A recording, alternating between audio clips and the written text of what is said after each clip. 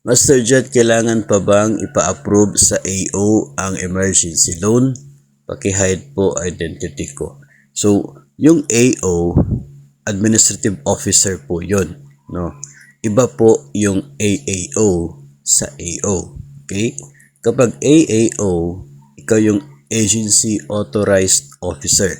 Parang ikaw yung representative ng GSIS sa inyo pong agency. Lahat ng mga loan applications sa GSIS dumadaan sa kamay ng AAO, okay? Authorized Agency Officer.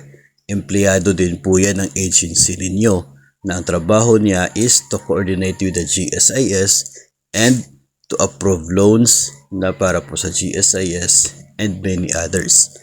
Ngayon, kung si AO, Administrative Officer ng DepEd, ay siya pong inatasan ng DepEd, ng agency ninyo, ng division, kaya ay ng school kung isang implementing school. Kung siya po yung inatasan to serve and act as your AAO, then I would say na talagang dadaan sa kanya. No? Kung si AO, Administrative Officer, ay inatasan, designated as the agency authorized officer, talagang dadaan sa kanya. Kasi AO siya at the same time AAO rin. Yun.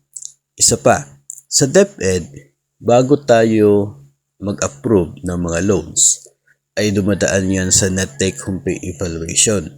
Kung kaya ba ng net take home pay mo bayaran ang amortization ng utang, mayroon tayong tinatawag ng mga loan verifiers. Sa amin, even GSIS loans ay dumadaan sa mga loan verifiers to make sure na talagang kaya ng net take home pay yan. At ang designated as the loan verifiers ay mga administrative assistants, no? ADAS. Ngayon, sa setup naman sa inyo, if ever na si ADAS yung nagsiserve as loan verifier, no? So dadaan din sa kanya yung application kung siya po yung magde-determine. Pero kung yung setup sa inyo ay direct kay AAO at si AAO na ang mag-determine kung kaya ba na net take home pay, so yung si AAO talaga ang may final na decision sa loan application. So depende yan sa designation ng kanila po mga functions. Basta ang sigurado diyan, mayroon tayong AAO, no? AAO na siya pong nagko-confirm ng mga loan applications after ma-determine na kaya ng net take home pay bayaran ang monthly amortization. Okay?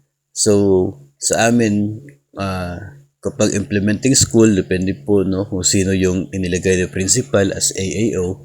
Pero para sa mga elementary at sa mga non-implementing school, ang designated as AAO ay nandoon po sa division office. So, ganun po yung setup sa amin. I'm not sure with you. No, siguro, posibleng ganun din po sa iba.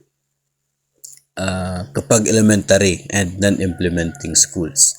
So, yun po yung ating pong sagot kung dadaan ba kay AO. Pag si AO nag-serve as loan verifier or kaya as AAO, then talagang dadaan po sa kanya. Ang sigurado dito, ang Agency Authorized Officer or AAO. Siya talaga ay dadaan.